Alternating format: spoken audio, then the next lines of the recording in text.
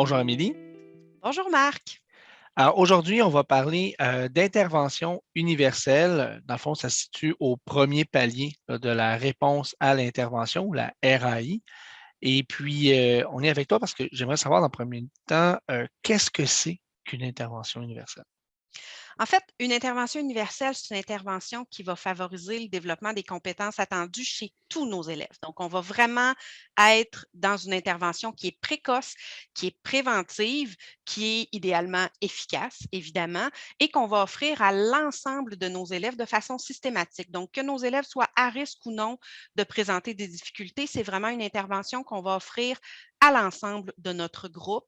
Et quand on met efficacement en place ces interventions universelles-là, la recherche démontre qu'il y a environ 80 de nos élèves pour qui ça va être suffisant. Donc, ces interventions universelles-là vont répondre aux besoins de 80 des élèves d'un groupe. Pour le 20 qui reste, selon le modèle là, de la RAI, de la réponse à l'intervention, on aura à aller plus loin dans la pyramide, donc d'aller au palier 2, au palier 3 d'intervention.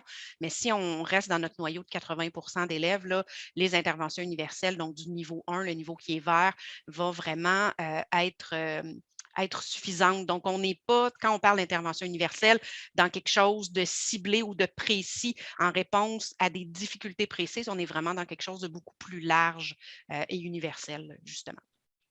Mais c'est un peu ça, dans le fond, d'où le terme là, universel. Exactement. Donc, on appelle ça une intervention universelle vraiment parce qu'on va l'offrir à tous nos élèves et qu'une même intervention va venir répondre à une pluralité de besoins. Donc, il y a plusieurs besoins auxquels on va répondre avec une seule et même intervention. Donc, ça va nous éviter de faire du cas par cas pour le noyau là, de 80 de nos élèves. Donc, on va offrir systématiquement certaines interventions à tout le monde plutôt que d'être en réponse ponctuelle à cet élève-là a besoin de telle intervention, l'autre élève aurait besoin de telle autre intervention. Donc, on va vraiment y aller de façon plus globale et systématique. Et au bout de la ligne, l'enseignant va se retrouver en économie d'énergie. Tu sais, je vais te donner un exemple, Marc. Si, par exemple, on part en excursion tous les deux une journée, je prépare un petit sac avec des collations, avec ce qu'il faut, avec, par exemple, une trousse de premiers soins, un onguent antibiotique si jamais il y a une blessure. Bien, d'avoir ça dans notre sac, on sait que c'est là. Si on en a besoin, on s'en sert. Mais si on ne se blesse pas, si on n'a pas besoin d'utiliser l'onguent antibiotique, bien, le fait de l'avoir dans le sac, ça ne va pas nous pénaliser ou ça ne va rien entraîner. Donc, c'est un peu la même chose avec les interventions universelles. Elles sont là, on les offre à nos élèves. Ceux qui en ont besoin vont pouvoir les utiliser, mais un élève qui dirait, ben moi, cette intervention-là, ça ne va pas m'aider, ben ça va, il la laisse de côté, puis ce n'est pas un problème. OK. Ben, c'est un super bon exemple, l'idée de l'excursion, l'idée de planifier. C'est ce que je comprends, c'est qu'une intervention universelle, c'est pas pour répondre à un besoin, donc on le planifie. Et mettons, là, concrètement, Amélie, je suis un prof d'FP, moi, je suis pas un prof d'excursion. Puis je veux savoir concrètement, dans ma classe, aurais-tu quelques exemples à nous donner d'intervention universelle? Ben oui, des interventions universelles, il y en a plusieurs et il y en a plusieurs que plusieurs enseignants font déjà. Donc, je vais donner quelques exemples. D'afficher le menu au tableau. Ça peut être le menu de la semaine, le menu de la journée, de la période, selon le contexte là, dans lequel on se trouve.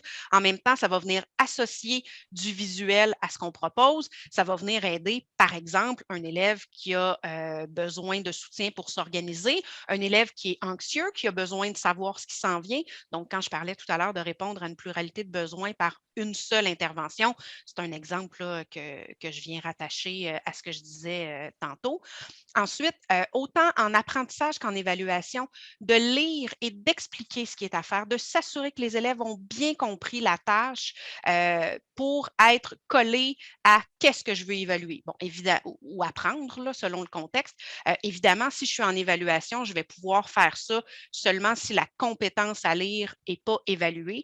Mais à partir du moment où la compétence à lire en évaluation n'est pas évaluée, comme enseignant, je peux tout à fait lire les questions aux élèves pour m'assurer qu'ils ont bien compris puis que ce que j'évalue, ça va être vraiment collé à mon intention d'évaluation. Donc, ça, c'est une intervention universelle, c'est une très, très bonne pratique à avoir, par exemple.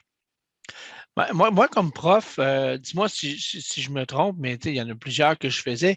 Par exemple, accueillir. Là. Moi, j'avais une grande fierté de l'idée que chacun des élèves, je les accueillais, je leur nommais leur nom, je leur demandais comment ils allaient, permettait de détecter évidemment ceux qui n'allaient pas bien, de pouvoir intervenir par la suite, mais euh, ça serait-tu un exemple? Bien, absolument. D'offrir un accueil bienveillant, personnalisé dans le quotidien à chaque fois qu'on se retrouve avec un de nos groupes d'élèves, c'est une intervention universelle, c'est une bonne pratique. Ça va venir répondre à des besoins, ça va venir apaiser certaines choses. Donc, tout à fait, tu as super bien compris, Marc.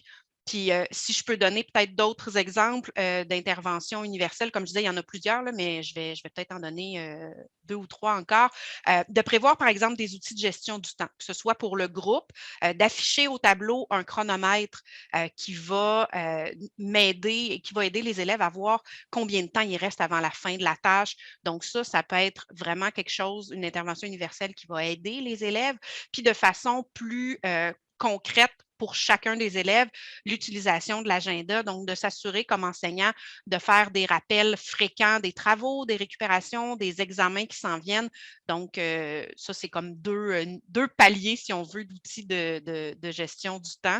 Et aussi, je donnerais un dernier exemple. En FP, on le sait, il y a certaines tâches qui sont quand même très longues, donc qui sont échelonnées sur une longue période de temps.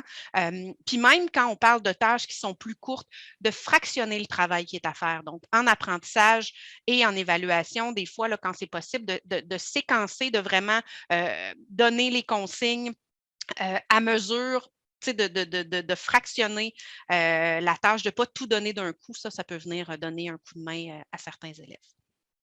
Parfait. Écoute, je te remercie beaucoup. C'est vraiment des bons exemples. Je pense qu'il en existe évidemment beaucoup. Je te remercie de ta présence aujourd'hui pour les interventions universelles. Et puis, on se revoit une autre fois. Mais ça me fait plaisir, Marc. À bientôt. À bientôt.